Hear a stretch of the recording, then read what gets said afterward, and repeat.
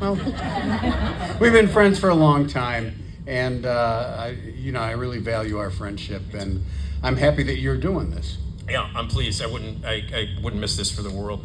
5 years ago, we did a similar thing here. That's right. Because you did 40 years of Svengoolie, and that was a really, really fun night. By the way, we're going to have some surprise guests coming up during this next hour. I love surprises. Don't get too excited. All right. So we have some surprise guests who are going to be coming up. It's going to be a lot of fun. So, Rich, 45 years. Can you believe it's been 45 years? No, I can't. Yeah. And I should probably couch that by saying there are certain people that go, "You have not been on the air for all 45 years." And that's true. Exactly how they sound. Yes. Every person that sends me an email like that sounds like that.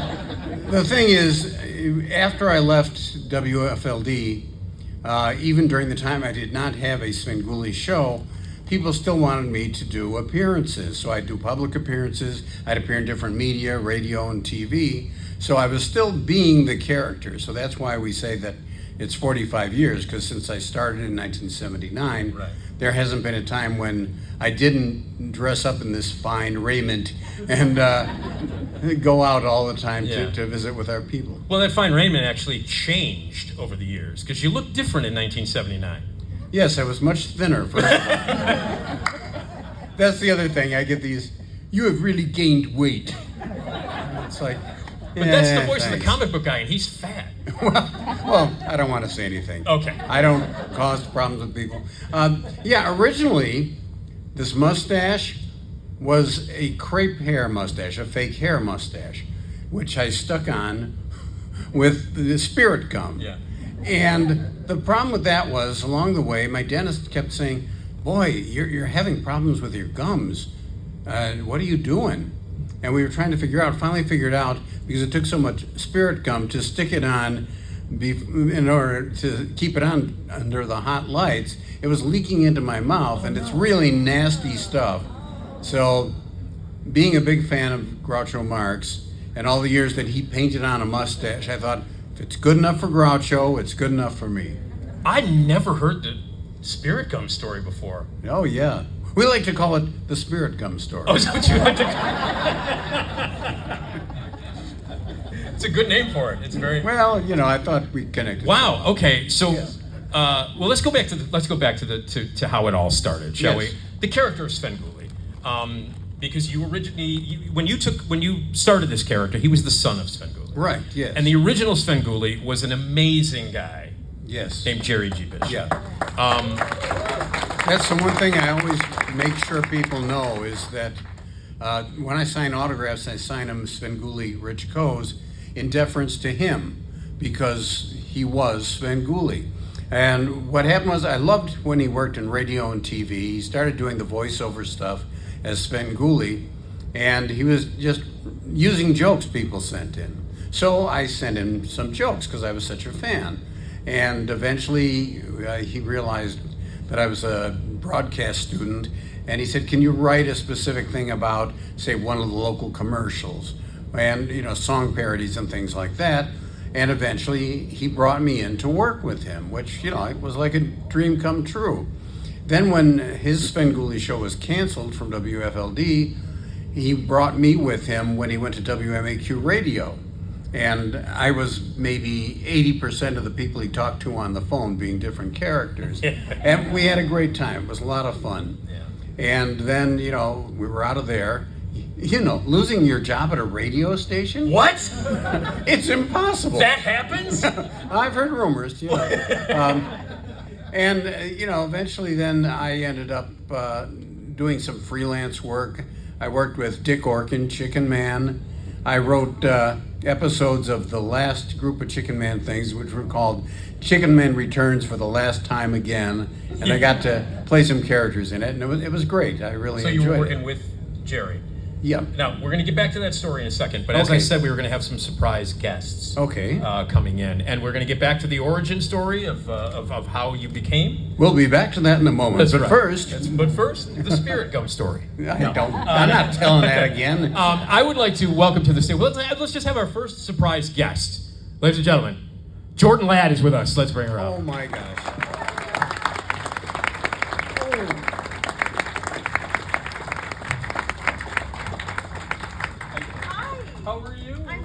there's Am I Mr. allowed to hug Gooley. you? Yes, Mr. good. Gooley! Happy to Yay! finally meet you. I am Please. too. Let you take a quick seat. Thank you. How are you, Jordan? Look, I'm pretending I'm a gentleman.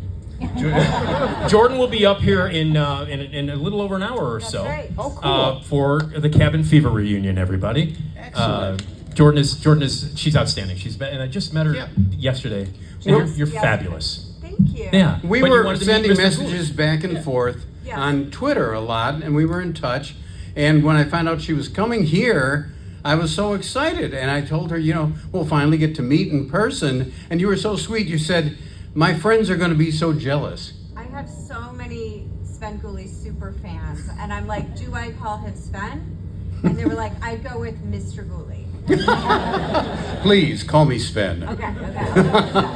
This is so cool. I'm very happy to meet you, and I've enjoyed your work, Cabin Fever, and being in Grindhouse. That must have been so cool. It was, a real opportunity of a lifetime to work for Quentin Tarantino. Sure. I'm such a super fan of his too. Is this working? Is it on? I don't feel like it's working. Let me see. You hear me? Okay, all right. Well, that's fine. I'll project. There you go. There, much better. Oh, keep going? Yeah, Sure, yes. The Tarantino. You got a Tarantino you were talking about. Yes, he's exactly like he is on television. Exactly that much energy. He's so psyched about everything. Yes. Now, I have to say, there's a lot of movies you've been in that we can't probably show on our show. But one that we did, and this was What? before we went national, was I think your first movie. Was it Embrace of the Vampire? Oh my goodness, that was my first acting job. Yes. With Alyssa Milano, I think? Alyssa Milano is in it. Hmm. Yeah, we had to do some editing on that. I imagine so. Yeah, or some like bars maybe. Yes. Pure. I think we went to bars? 2 or 3 bars along the way just to get. Oh my goodness. Oh Ladies and my germs. goodness. But it's just so great to meet you. And I was a big fan of your mom. Did you tell her happy birthday for me? I sure did. Oh, good. Well, for people who might not know her mom. Her mom, of course, was Cheryl, still is, Cheryl Ladd Because they're of all Charlie's too Angels. young. Yeah, See? you They're Cheryl. young whippersnappers. young. I had to snap my whip at you.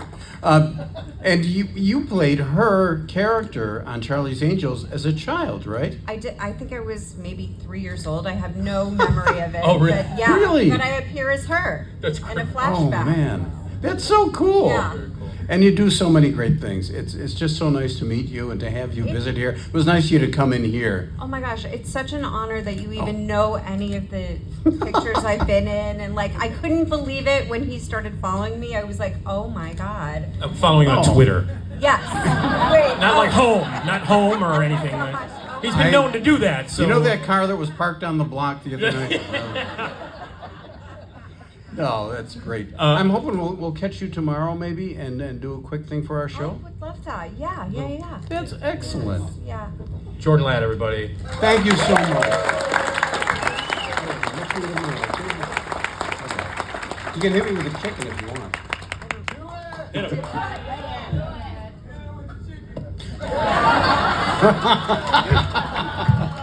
Thank you. Thank you. Jordan Ladd, ladies and gentlemen. That was a nice surprise. Okay, back to the spirit gum story. No. No, we were at, just about when I was going to go back Dick on the Orkin. air. You were Yeah, I just, was you with just Dick finished with Dick Orkin, Orkin, yes. and then he moved to the West Coast. Jerry moved to the West Coast. I did not want to make a commute because, you try going back and forth like that. So I did different jobs around here. I freelanced, and eventually, I should preface this by saying, once while we were still on radio, one of Jerry's friends at one of the TV stations asked him if he wanted to do Svengoolie just as like a summer fill-in show. And Jerry said, I don't know that I want to do that. And turns to me and says, but you could do it. Which, how generous was that? And he thought that I could handle it. He said, yeah, you could do it, and then, I'll produce and you can write. And it's like, oh, okay. And we had some false starts on it, nothing happened. Okay, time passes. And then when Jerry was heading out to the West Coast, he said, what are you going to do now? And I said, well, I don't know, maybe I'll try, being an idiot thinking it's so simple, maybe I'll try to pitch one of the local stations on doing a TV show. And he said, tell you what, if you want to try to do the Son of Svengoolie thing we talked about, you have my blessing, go ahead. Wow. He wanted nothing from me. He just gave me permission like that. So I went to WFLD and pitched the show to them. And the guy who was the program director said, we've been thinking about doing something like this before, but we're going to make a bake-off, and anybody can enter and see anybody. So it's like, I just brought you a whole show. I wrote bits and everything. It's like, well, we're going to have other people audition and see. But eventually I got it, and I went on in 1979, which is 45 years ago, and became the Son of Svengoolie officially. And then, so that was 1979, June of 1979. Yes, that's right. Mm-hmm. And the first movie, the first movie you ever showed. The first movie I ever showed was in the year 2889, starring Paul Peterson. Wait, is he here? He might be sweeping up after we. Mr. Peterson could not make it, so accepting the award will be. It was a pretty awful movie. And the second week, they had planned one of those Philippine-type horror movies. And when the general manager saw it, after we'd already shot the show, he said, "Oh, I don't want to run that. Give him something else." So it's like, okay, that's typical broadcast work. Geniuses. They're all geniuses. Yeah. But we stayed on for 6.5 years. And then when they became Fox, they felt that my show was not suitable for the Fox network. Right, but the Joan Rivers talk show was. Yeah, their biggest show at that time was Married with Children. I should mention, it's a great show, but it's, Doug, who does the music with me, Doug Scharf, alias Doug Graves, he actually was in the band of the Joan Rivers show. Oh, that's... He played trumpet in that. And speaking of music, say, Nick. Look at Captain Segway. Hi, Captain Segway here. We have some. You have some parodies of some. We do. Some videos that you wanted to play. Yes. Why don't we just run the first one, okay, and I'll talk about it afterward. We are reliving the 45 years of Sven, and so let's see some. Let's see like a fun song parody thing. Sean, please watch your screen.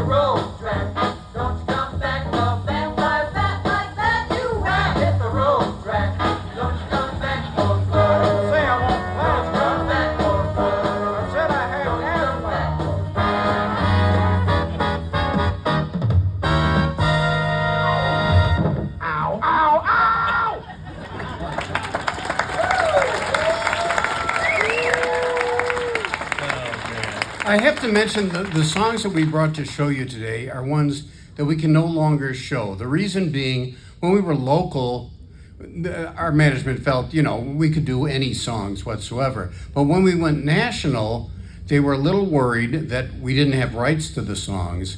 And so we didn't want to risk getting sued. So that's why now, most of the time, I'm doing songs that are public domain. We occasionally get permission from people like Jim Peterick, the Go-Go's, and Freddie Cannon, our pal Freddie Cannon, who did the Svengoolie Stomp. But we have to get permission in order to do it. So I thought you might like to see some of these that Can't see them anymore. have not been available That's great. in any store. I do want to mention, I mentioned at the top of this that I've been lucky enough to have been on Sven's show, I don't know, three, 4 times. Yeah. Something along those lines. And I also was on Stoogapalooza with you. Yes. That's You remember Stoogapalooza? But anyway, I do want to make this. I just make this clear for people who don't know this. The times that I've visited Rich on the set or been a part of the show, the amount of work that this guy does on the show is astonishing, and I mean that. I'm serious. I'm not being Sammy Maudlin on SCTV right now. I'm serious. And I mean that. And I mean that, Pat. I do. So he writes every joke. The entire script is written by him. The songs are written by him. The lyrics, the song. Well, he rips off the music, but like every single word that is uttered, he writes. When he does the segment where he tells you the background of the people that are in it, and that he researches all of that. He does. He doesn't have a staff. He writes it all, and he does a script. There's a script this thick for every episode that he does. And when you walk in there, the first time I walked in to work with you on the show, I was like, how the hell do you do this? And you've been doing it for 45 years, and it's not just you walking on a set with a costume on and being wacky. You are invested in this show 100%, and every single thing that you see on that show is generated from this one guy. And it's amazing.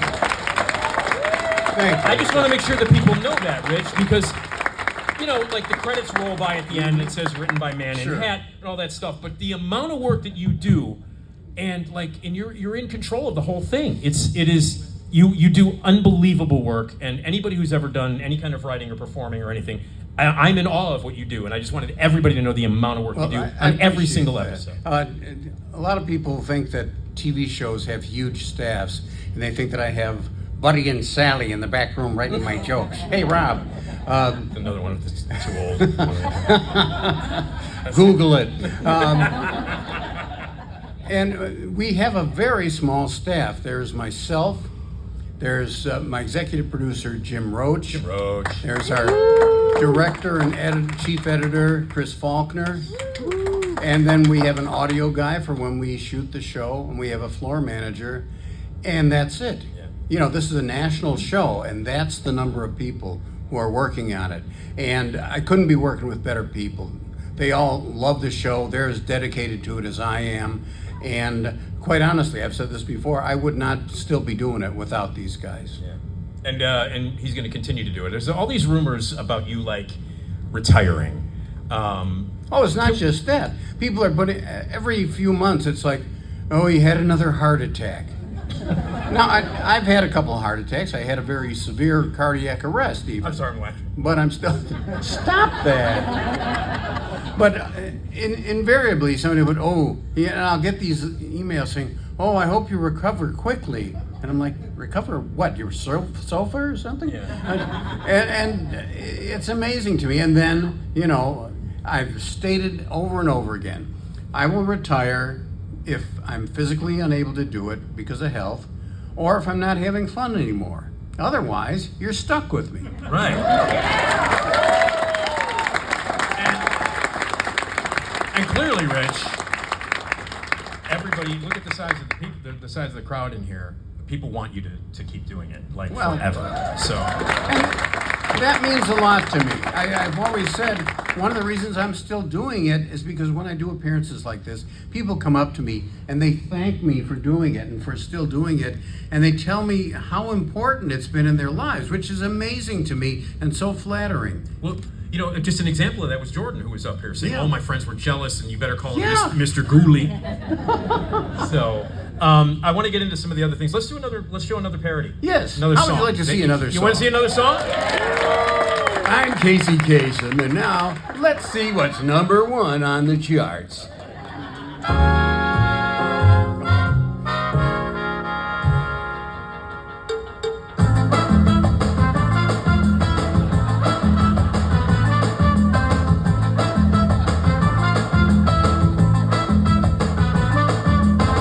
She laughs at superstition, black bats and the voodoo curse. I feel a premonition, this film's gonna just get worse.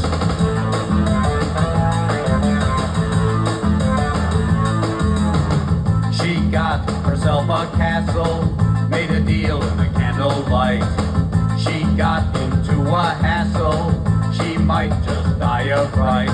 She makes you take your clothes off and the trunk she'll pack you in. She'll have no doubt and ship you up when the fireworks begin. So you shout at the Lee Quinn. In here on the pier, putting the heat on Hopa. She'll pull down your trunk, putting the heat on Hopa. She'll find your valet, pulling the heat on Hopa. She won't let you out, putting the heat on Hopa. Putting the heat on Hopa. Putting the heat on Hopa.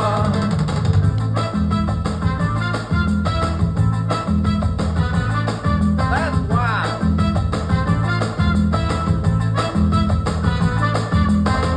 Set out from New York City for a place near Havana. She took a boat and she asked the question, is that your nose or a banana? So then you cross the water, so what zombie you'll endure. And once you've seen that place of hers, you'll know one thing for sure. Hey, she's no Dorothy Lamour. In there on clean air, putting the heat on Hopa. He'll push when things fall down, pulling the heat on Hopa. She'll walk out on you, even while at the Copa. Ghost will walk about, putting the heat on Hopa. Putting the heat on Hopa. Putting the heat on Hopa. Hey, that ghost must be walking to the big Kmart. Ah, this is big.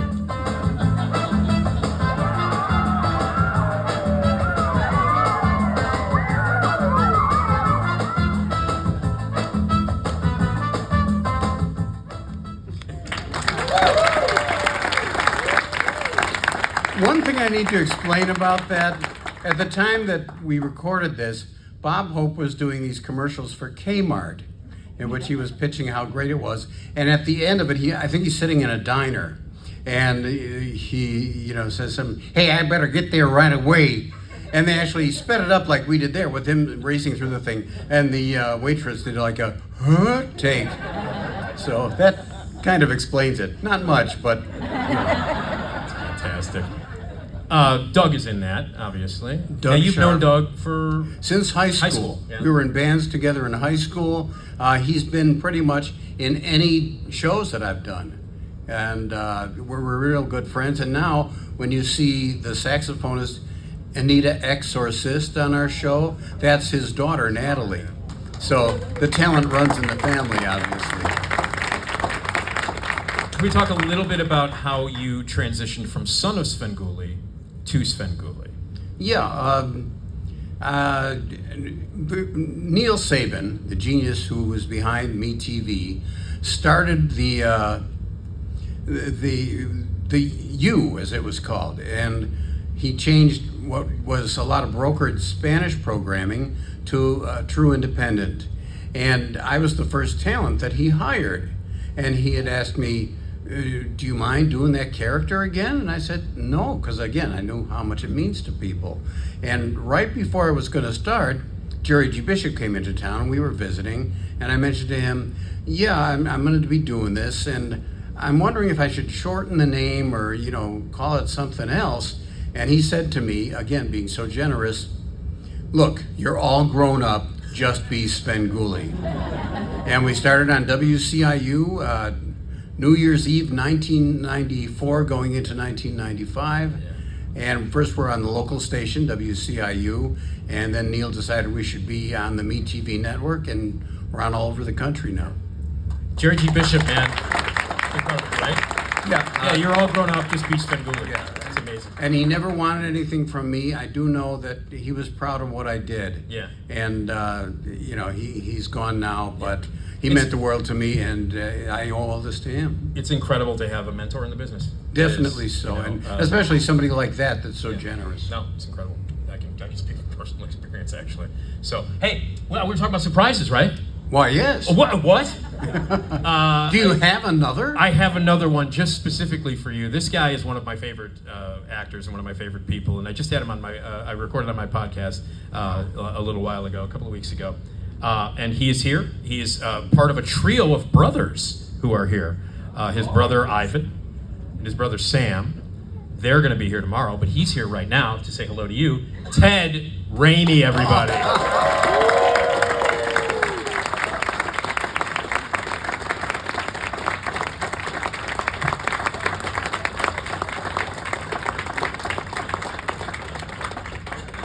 Svengoolie! It's the great Svengoolie! I love it! Everybody loves Svengoolie! If it wasn't for Svengoolie, what would we have done during the pandemic? Nothing. I know it. How are you, Ted? I'm good. Good to see you I'm so again. excited to see you. And now I'm shaken, not stirred. No, it's great. Normally, doing interviews, frequently I'm like, okay, cool, what do you want to talk about? I want to talk to Svengoolie, That's I don't really nice. care what I have to say, but this guy's awesome. How you doing, everybody? All right. Thank you for having me in your fabulous city of Chicago, Illinois. Well, technically we're in Rosemont. Chicago, very light Chicago. Suburban, happy Chicago. But I'm from Michigan, so we still call it the correct name of pop, None of As this opposed to soda crap. Yeah. Okay. That's right. What do people ask you the most when you do these events? How long am I going to be here, and will I leave soon? No, I'm just kidding. No, what do I get asked? All kinds of questions. Sometimes these events are strictly gamer conventions, and in which case I answer questions about my very fortunate, luckily popular game, The Quarry. From Supermassive Games. Oh, thank you. And if they're not thank you. Now, horror ones like this, it's about usually weird-ass movies I've done, like Skinner and these strange B movies. I'm in a million of them, They're just bizarre. And, of course, Evil Dead and stuff. So that one, yeah. So, I would like to ask Creep about Show and everything. about the term fake shemp. Oh shit, I don't know, man. I didn't come up with that. I don't know. I think that you'd have to probably ask my brother Sam. Well, I know a little bit about it. In the last 4 Stooge shorts of the Shemp era, Shemp had already died, but he was still in them, and they'd intercut old footage, but also they'd have one of the other actors, a lot of times a guy named Joe Palma, who would be shot from the back and have on a Shemp wig. And occasionally you'll catch it because they'll have him do the eep, beep, beep, beep. But it sounds like he's going eep, beep, beep, beep, beep. And it's terrible. And in a lot of the Raimi movies, they will list someone in the cast as a fake Shemp. Well, then now you know. Why did I ask if I knew? I don't know. This is very interesting. Yes. Makes me hungry. I forgot that I didn't eat dinner. That's something. I think they serve better stuff than that here. I hope so. Oh my gosh. And so, well, I guess we're all at a rarefied point. Well, all of you folks are at this convention beginning, because that means you still have enough to pay your rent. Right. I can guarantee you that won't last very long. But I hope that you will be able to But if not, and you're sleeping outside, you'll still have lots of cool autographs. And that's something to think about to keep you, at least your heart warm. If not, you're... Ted, do you have a favorite old movie that you would watch on TV, old horror movie, scary movie that you would watch on TV when you were a kid? Do you have a favorite? Oh, yeah. Well, first of all, Nick Digillio over here, folks. I know you all know him, especially from Chicago. He's a Chicago legend. I was on his podcast a few weeks ago, and it was awesome. It was awesome. Thank you. Just one of the best experiences I've ever had on a podcast. No, oh, thank you. No, and then By the way, did I mention that I was a hand at the door? the guy that saw it went. That.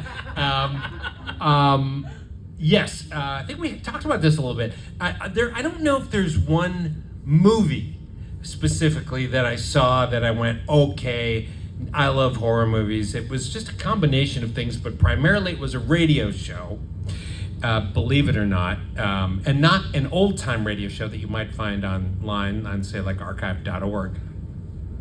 But rather, when I was 13 years old in 1978, CBS decided to revive the radio show format.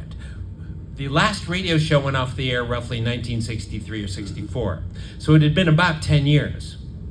And they wisely assumed, well, there still must be people in their 20s, 30s, and 40s, 50s, and 60s who still remember radio and miss it. And they created this show. It was called the CBS Radio Mystery Theater. Yeah. And it was hosted by E.G. Marshall. Yep. And at every beginning, they kind of borrowed a bunch from other ones like, I would say like X-1 and other ones like that. And Marshall would come on 3 times a week. That's how often they did it. And he would say, you hear a big creaking door sound. And he would go, come in. And you'd hear this, I would tune. I wasn't allowed to watch TV past like 9, right? 8 maybe, probably 8 o'clock when I was 13 or something. It was pretty square. But then I would go up to my room and go, okay, I won't watch anything, and I would tune to the CBS. And it was crazy. It was like you were living in the 40s or 50s. The news would come on. Sure. They'd have top of the news hour, and then this radio show come on, and it was really scary and gory. Like EC Comics sometimes with it, you'd hear nasty eviscerations, you couldn't see it, but your mind would make it so much worse. But this show was probably the number one inspiration for me to be an actor, and then finally to kind of go into horror movies. That's great, man. That is great. That's really cool. Cool. I remember listening to it myself. Yeah, I also did. Yeah. They were great. You can now, of course, they're off the air naturally, but you can find them on 1,000, old-time radio station dramas. I recommend them. Mm-hmm. Yeah, I always enjoyed that kind of stuff too, and I learned a lot from it. Yeah, I did Definitely too. so. And I learned how storytelling was done. I also Yeah. learned, which helped me as a writer, but I also learned the power of excellent diction is invaluable. And I think perhaps I do think there's some really remarkably great young actors out there, kids who are in their teens and early 20s that are just dynamite, incomparable, really. But I think if they have a weakness, it's diction, because when you have an iPhone, there's really no need to perform on stage. Sure. Which is where you must have good diction, or your audience simply can't hear you. So an iPhone, it's not necessary. I suppose if I were starting acting today, I wouldn't bother being a stage actor either. Sure. But I do think that's perhaps a bit of a what's it called, kind of a crux pin, I suppose, these days. If I could say anything to younger actors, it would be that. Pretty good. Ted, thanks for coming by. Ted, man. Thanks for Great having to me, see folks. ya. Thank you so much. Go by his table.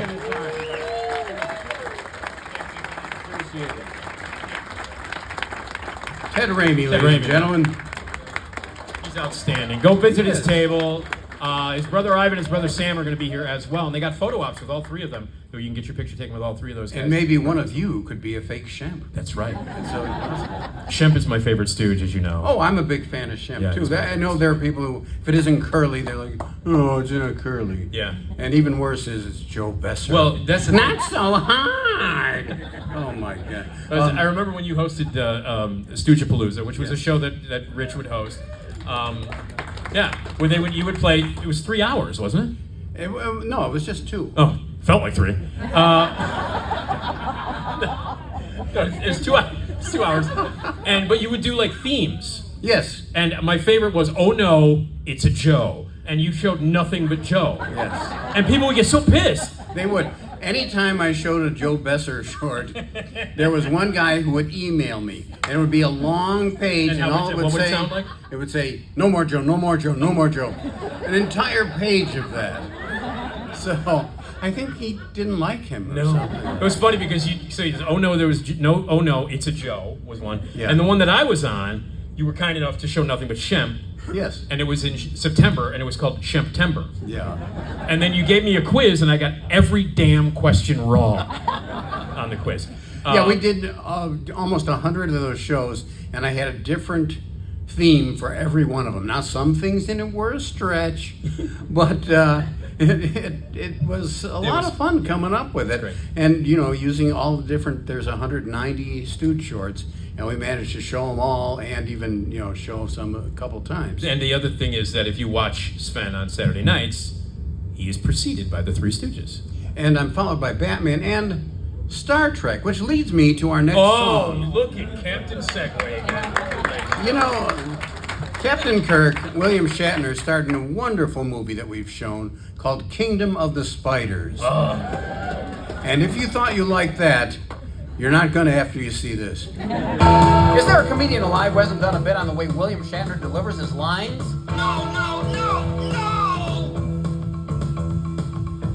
Here's William Shatner, out west, no Starfleet around, he's out of it. No Wrath of Khan, he's too busy checking cattle spit. All the cattle ends up as hamburgers getting flipped by spatulas. They smother them, not with onions but tarantulas. All the girls hear the voice of doom. Please, dear doctor, you must use the men's room. Talk like Bill Shatner. Not if I can help it.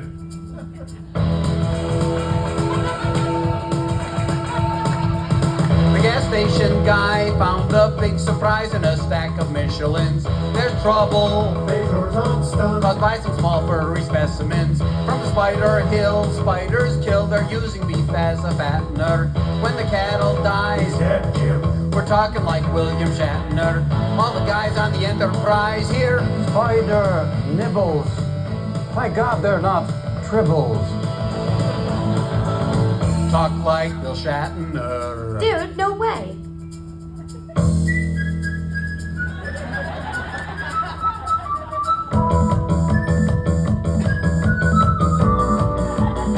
Oh, shut up, will you? Little Miss Muffet, beam up my tuffet.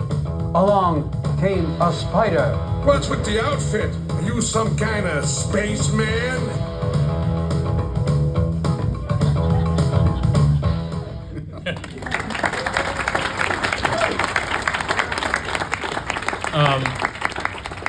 So during that clip, actually during all of them, some of the great random sound effects that pop up on your show, and some of those date back to Jerry G. Bishop, Yes, correct? they do. Mhm. I love those. Now, sometimes you don't know which ones are going to play, right? So like so they just. But my favorite is "ow, ow, ow." That's one of my favorites.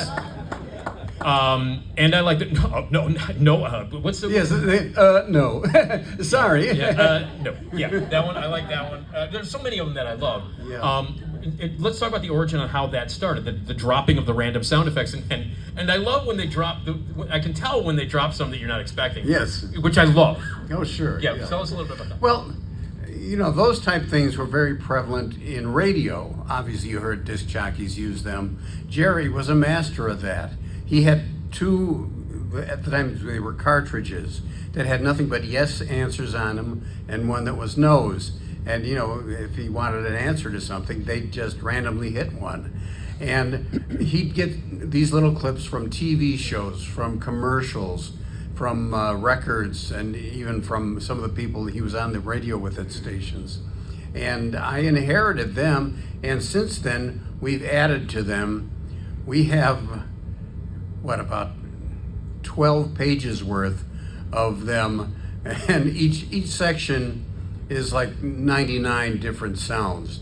So we use them a lot. And Jerry was really the first person I ever remember seeing that would use those type things on TV. Yeah. So I have just continued with the torch that he handed to me. Do you have a favorite? I always liked, no, Yeah. sorry. Because it was like, this sort of, apologetic idiot. Yeah. I don't know where that one came from. That's And ow, ow, ow goes back. Ow, ow, ow. That goes back to Jerry, right? Yeah, and that actually came from a Stan Freberg comedy record. Oh, yeah, God, of course. Yeah, that's Oh, right. of course. There's so many of them. Like I like Bing Bong, Bing Bang. Oh, bang, boom, bang. Yeah. Or boom, bang, boom. Yeah. That's great. It's like I memorized all these after Well, all you these hear years. them all the time. Yes, I yeah. do indeed. And when are the new ones added? Because there are newer ones. Yeah. Do they go past you, or sometimes do they play a new one? You've had, hey, I didn't approve that. What the hell Most is that? of the time, it's ones I know. Oh, okay. But occasionally, one of our audio guys will come up with something unexpected. For a while, they had, I'm trying to remember what it was. No, but close. Very good. I think it was actually clips of a certain politician Oh. that we actually couldn't use now anymore. Someone said Berwin. How'd that start? That goes back to Jerry. Yeah. And originally, when he was starting his show, he was trying to be kind of like Goulardi in Cleveland, Yeah. who made fun of the suburb of Parma. Right. But also at that time, Rowan Martin's Laugh-In was on, and they would make small town jokes about Burbank, beautiful downtown Burbank, just like Johnny Carson did. Right. So Jerry wanted to combine those, and he was trying to think of a local suburb. There was a Burbank, but he didn't want to do the same thing. So he hit upon Berwyn, where at the time one of their main streets had nothing but used car lots and savings and loans, and then found out that every year they have the Hobie Parade, which is a parade in honor of the mushroom. And he thought, this is going to be it. That's it. And so he started it, and again, that's another part of the torch that I continue with. We're talking about Burr. By the way, I really do want to mention this quickly. You mentioned Goulardi. Yes. Goulardi, for people who might not know, Goulardi was Ernie Anderson. Yes. Who was Paul Thomas Anderson's father. Yes. So the director of Boogie Nights and the best movie ever made, Magnolia. Also was he was the horror host, and so before we get to the other thing I was going to ask you, horror hosts in general, do you guys get along, or do you ever beat the hell out of each other? Other local horror hosts from other cities and things like that. Yeah, You guys are all they're pals, they're right? all over the place, Yeah. and most of them, when I meet them, they're very cordial, and I'm happy to see them too. It's great for them to be keeping the genre alive. There's a couple here and there that I guess are jealous of me, and they'll badmouth me whenever they can, but I always say there's room for everybody. Yeah. And you'll find them all over the internet. Since we hit it big nationally, that has actually encouraged some stations and cities to start their own local horror show host stuff. So it's just nice to see that it's a genre that has continued, because it used to be just in cycles. There'd be a lot of them, and it would go away. There'd be a lot and go away. And the fact that I've been around now for so long, 45 years. I guess it's not a cyclical thing anymore. And there's other people too who are doing it, so it's nice to see that. Well, so the Berwyn thing. Yes, Now, obviously, people in Berwyn love it. yes. Was anybody ever worried that Berwyn was going to get mad? And you got the key to the city to Berwyn. There's like Svengoolie Day in Berwyn, so they love it. It's the most attention Berwyn ever got. Well, there was one mayor who lasted for one term, an independent mayor, and he would go out of his way to say, we're not some place that Svengoolie makes jokes about. And he was really, vehement about it. And I remember when I was doing the Hobie Parade one year, a friend of his, a rather, shall we say, overserved older lady, came and said, I don't like that you do Berwyn jokes. And I said, well, that's what I do. And the mayor doesn't like it either. I said, okay. And she said, he's an independent. And I said, well, that's why. But other than that, every other mayor has been fond of it. I remember somebody was interviewing people on the street, and there was an older lady, and they asked her, do you mind that he makes fun of Berwyn? And she said, no, that's what put us on the map. Absolutely. Which was very sweet. And I love going there. People from there have always treated me really, really well. Yeah. They get the fact that I'm just joking. And that's an important part of this, that they understand, you know, and I'm so happy. They did do a Svengoolie Day there, which we recorded for the Svengoolie Uncrypted show. So we mentioned Berwyn, so let's move on to the creation of some of your supporting characters. Kerwin, let's start with Kerwin. Kerwin, yeah. And his jokes. I love Kerwin, and one of the reasons I love him so much is because of his voice. Yes. Because you know how I feel about the person. I know that, yes. But the thing is that we've had different people doing the male segments with me. We had Doug do it for a while, Right. but he was not always available. the best is We had Ed the Bat, named after Ed Wood, and obviously they're offended. They're leaving. They You know, had. this guy's been doing this for 45 years. You couldn't wait 45 minutes? At the bat, and I did that voice, and then they would affect it, so it was real high and screechy. My general manager absolutely hated that voice. He said, you got to get rid of him. And so we actually taped a part where he actually fired him and hit him with a club. And there were all these other, and finally, as a surprise actually, a young lady who worked on the Green Screen Adventures show created this prehistoric rubber chicken. And, you know, we thought obviously he had to be known as Kerwin because that sounded like Berwyn. But looking at him, he had these kind of googly eyes and funny teeth. It always reminded me of Jerry Lewis. So we decided that would be his voice. I love that. I love that. Okay, that's Kerwin. I want to get into Tombstone and a little bit of that. But we have another surprise.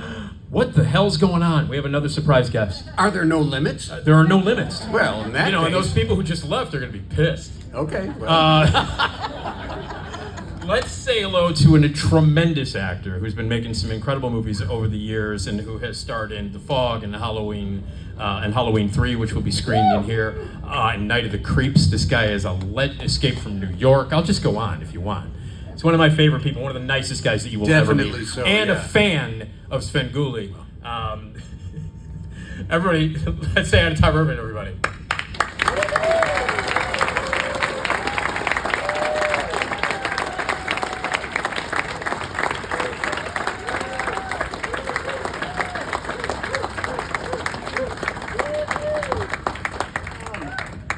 Hi, Tom. Great.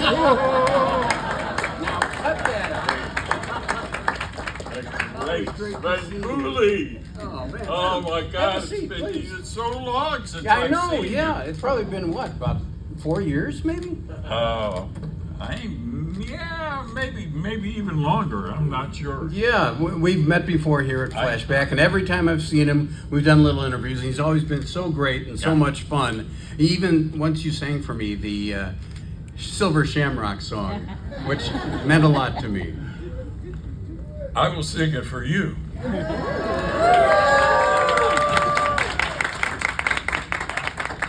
I hate this song.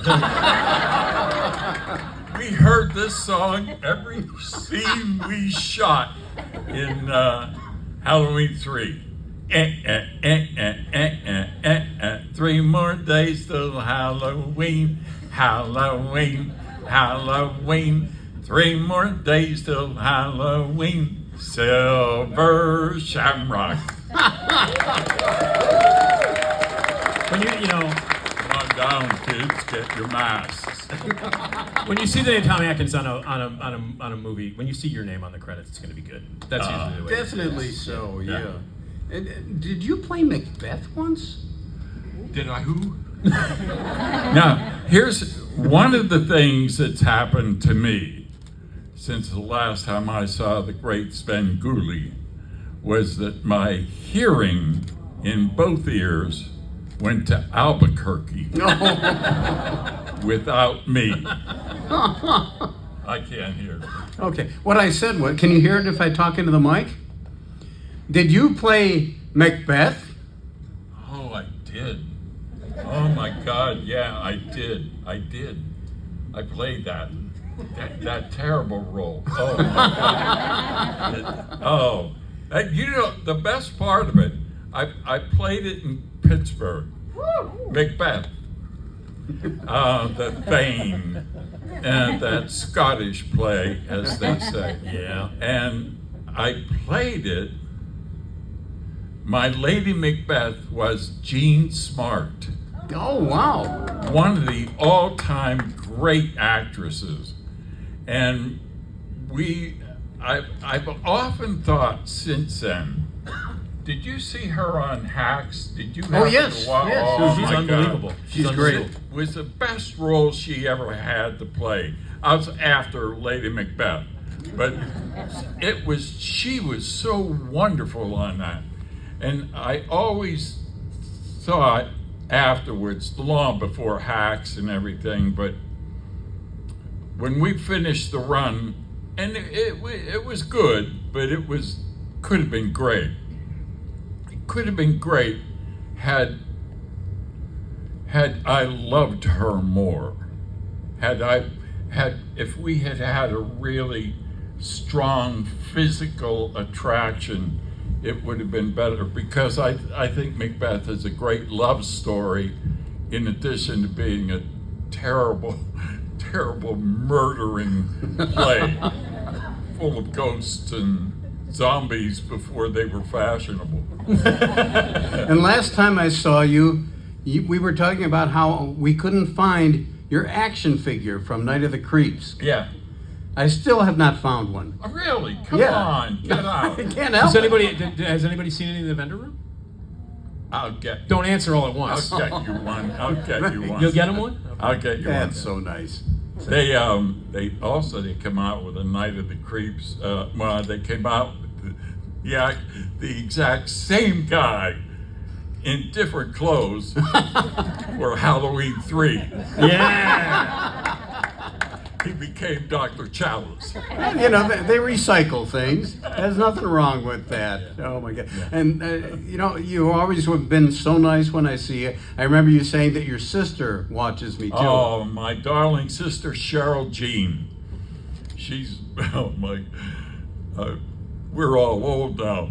Well, you're not. You're forever who Oh, you I are. don't know about But that.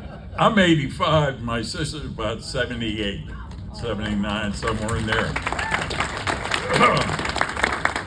And Cheryl watches Svengoolie every Saturday night. And I do too sometimes, but not as regularly as she does. Yeah. I love some of the old movies you guys have on. Some of them. Listen, I agree with you. All right, Tom Atkins, everybody. Tom Atkins. Thank you for coming. We'll talk to you later, okay? Sure. Thank you so much. Wonderful seeing you. Great to see you too. It always is. All right. All right. Tom Atkins, everybody. By the way, Halloween 3 live in this room, shown with Alan Howarth playing the score tomorrow night. That's very cool. Now, see, he mentioned zombies that are out of fashion before they were in fashion. Yes. Remember? Why would I mention that to you? Well, I think because we have one more song. What? Captain Segway Jr. You might remember a song called Mambo Number 5. Another one-hit wonder. And you might wonder why we did this. Take a look at it. Ladies and gentlemen, this is Zombie number 5.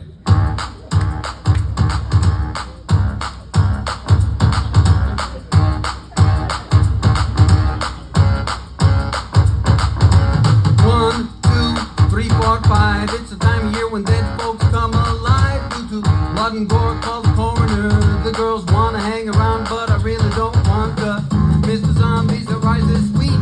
I love things bleak that cause a shriek. I like Frankenstein, Dracula, and any people eater, and anything that scares your average trick-or-treater. So what can I do? Some movies leave me bored. To me, a cheap thrill is all I can afford. Things that have died are all bad, dummy. Please send in the mummy. A little bit of Dracula in my life. A little bit of scared from Vincent Price. A little bit of Tor on my TV. A little bit of someone you can't see. A killer like Godzilla I could use. A little bit of scary killer shrew.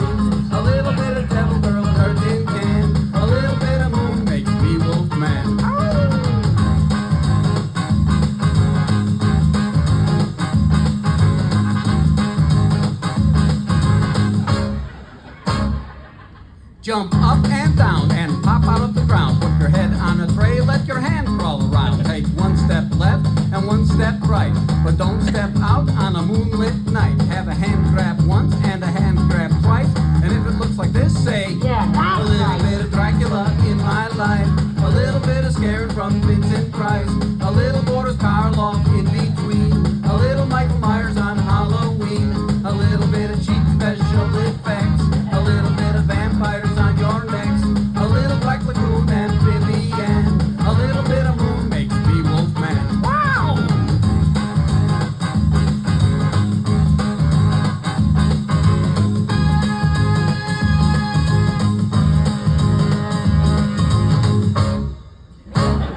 A little bit of Dracula in my life, a little bit of scaring from Vincent Price, a Norman Bates in my motel, a little Lily Munster, what the hey, a little bit of Freddy, what a rush, a little bit of Ghoulie, please don't flush, a little bit of saucer set to land, a little bit of moon makes me Wolfman.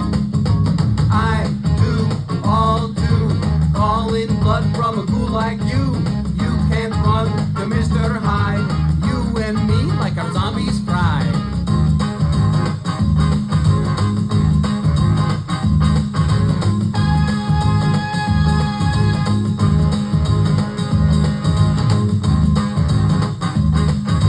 Zombie number 5.